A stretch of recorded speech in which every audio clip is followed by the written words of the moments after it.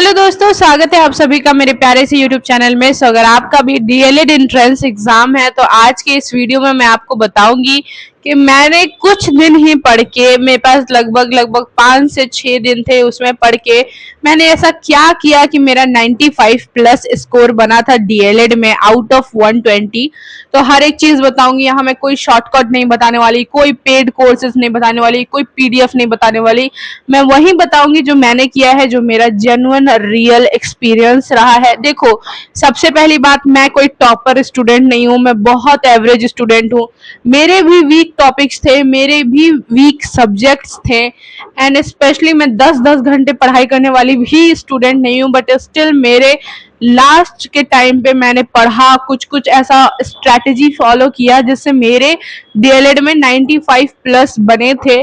तो वही चीज मैं आपको बताने वाली हूँ, क्योंकि आपके भी एंट्रेंसेस एग्जाम्स चल रहे हैं।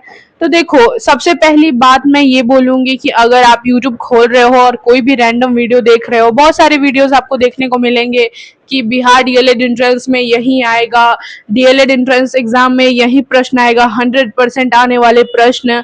कुछ वीडियोस ये भी मिलेंगे, मोस्ट इम्पॉर्टेंट, ये कर लो, बस इतना ही कर लो। ऐसे अगर वीडियोस अगर तुम देख रहे हो तो प्लीज आप लोग उसको देखना बंद करो। ये सबसे बड़ा स्कैम है, इसके पीछे मत जाना। तो हर एक चीज बताऊंगी, स्टेप वाइज स्टेप बताऊंगी। मैं भी बहुत गलतियां की थी और लास्ट मोमेंट में मुझे समझ आया कि अब ये पाथ पे जाऊंगी तो अब तो नहीं होगा, इसलिए मैंने अपना पूरा स्ट्रैटेजी चेंज करा, हर एक चीज मैंने बदल दिया। मेरे से इतनी मिस्टेक्स हो रही थी, मैं भी यही कर रही थी। मैं रैंडम वीडियोस देख रही थी, जो भी यूट्यूब दिख गया, अच्छा थंबनेल दिख गया, मैं उसी की वीडियोस देखने लग जा रही थी। और लास्ट मोमेंट पे पता है मैंने क्या किया? मैं यूट्यूब देखना ही बंद कर दी, क्योंकि मुझे ये लगा जब मैं यूट्यूब पढ़ रही हूँ, जब मैं पीवाईक्यू कर रही हूँ तो मैच ही नहीं हो रहा है कुछ, मतलब कुछ भी पढ़ रही हूँ।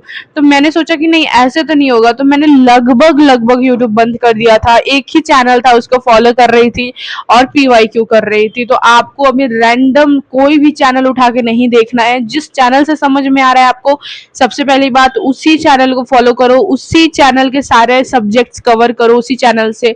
हर एक यूट्यूब चैनल पे जाने की जरूरत नहीं है, हर एक वीडियो देखने की जरूरत नहीं है। देखो, लास्ट मोमेंट पे मैं यही बोलूंगी कि लास्ट मोमेंट पे देखो, सिलेबस कंप्लीट नहीं होता है, ठीक है? अगर तुम सिलेबस कंप्लीट करने के पीछे पड़े हुए हो तो ये अभी ही रोक दो।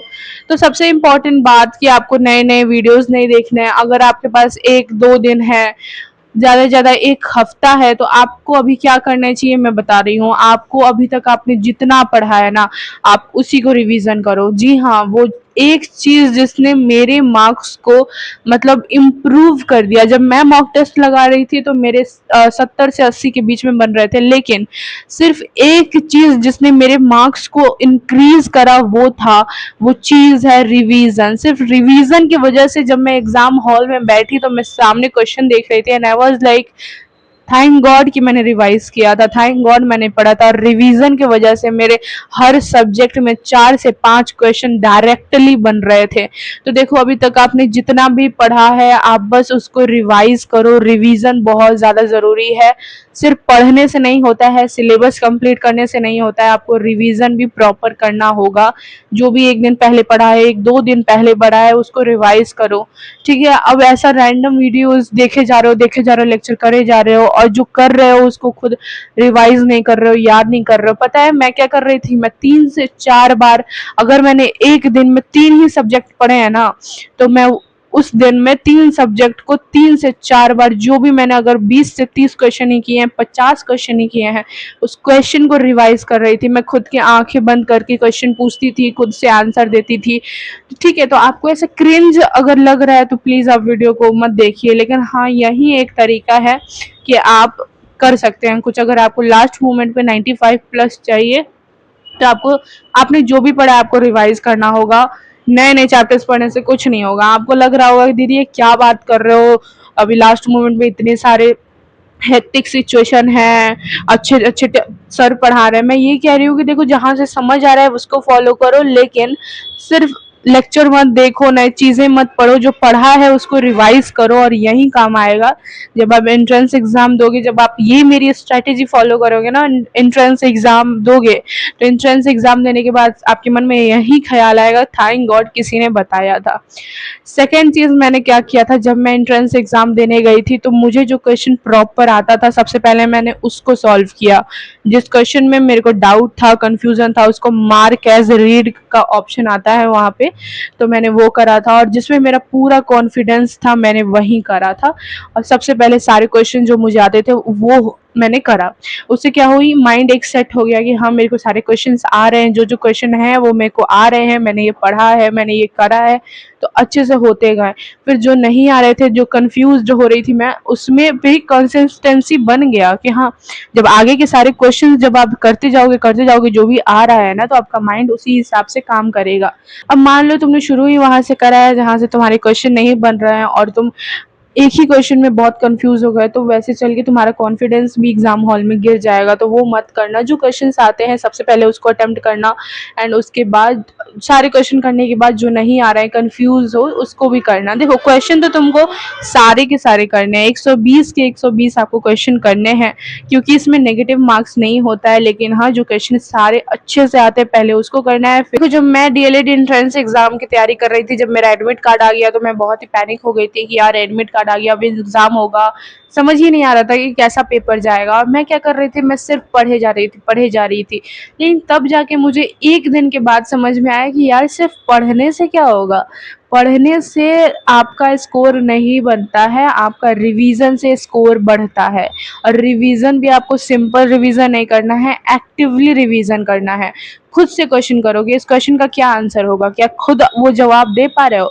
जो भी क्वेश्चन, दिन में अगर तुम 50 से 100 क्वेश्चन कर रहे हो, तो फिर रात में वो सेम क्वेश्चन देखो कि हाँ जहाँ गलती हो रही है वो गलती को एनालाइज करो। देखो सिर्फ क्वेश्चन सॉल्व करने से कुछ नहीं होता है, आपका जहाँ गलती हो रहा है, जिस क्वेश्चन में आपको नहीं आ रहा है वो क्वेश्चन, उसको छोड़ देने से आपका मार्क्स नहीं बढ़ेगा, आपका स्कोर नहीं बढ़ेगा। जो क्वेश्चन तुमसे अभी नहीं बन रहा है, क्या पता वो आपके एंट्रेंस एग्जाम में आ जाए, तो उसको देखो, उसको एनालाइज करो कि हाँ ये गलत हुआ है तो ये क्यों गलत हुआ है, उसको फिर से सॉल्व करो। जब तक तुम उसको सॉल्व नहीं कर पा रहे हो ना, तब तक सॉल्व करते जाओ। एक बार में नहीं कर पाओगे, 2 बार में नहीं कर पाओगे, 4 बार में तो कर पाओगे ना, 5वीं बार तो पूरी अच्छे से कर लोगे ना। और यही मैंने किया था कि मेरे बहुत सारे क्वेश्चंस थे जो मैंने जब मॉक टेस्ट वगैरह कर रही थी, पीवाईक्यू कर रही थी, तो मेरे से नहीं हो रहा था। जब मैंने 3 से 4 बार लगातार वही एक क्वेश्चन लेके बैठती थी और खुद से करने का कोशिश करती थी, और जब मैंने ये स्ट्रैटेजी फॉलो किया, तो जब मैं एग्जाम हॉल में बैठी थी उसी पैटर्न पे क्वेश्चंस आते थे और मैं अच्छे से कर जा रही थी। मैं इतना खुशी खुशी अपना एग्जाम दी थी ना, मैं एकदम पॉजिटिव माइंड सेट के साथ गई थी कि हाँ मैंने जितना पढ़ा है उसी में से आएगा। और वो माइंड सेट ही आगे चल के काम आता है। जब एग्जाम हॉल में तुम बैठोगे ना, अपने आसपास जब इधर उधर देखोगे, बहुत सारी भीड़ होती है, बहुत सारी। वो भीड़ देख के एक अलग मतलब डर हो जाता है, एक कंपटीशन देख के। आपका तो 12th के बाद पहला कंपटीशन एग्जाम भी होगा, तो काफ़ी ज़्यादा डर लगता है, लेकिन डरना नहीं है। बस खुद पे विश्वास रखना है, अपनी मेहनत पे विश्वास रखना, और हाँ रिवीजन ज़रूर करना। रिवीजन ही वो एक ऐसी चीज़ है जिसने मेरी मार्क्स को इंक्रीज़ किया था, जिसने मेरे स्कोर को इंक्रीज़ किया था। So all the very best. I wish आप सभी का एग्ज़ाम बहुत अच्छे से जाए। कोई भी डाउट हो नीचे कमेंट सेक्शन में पूछ लेना। All the very best. Do like share subscribe to my YouTube channel. Radhe Radhe.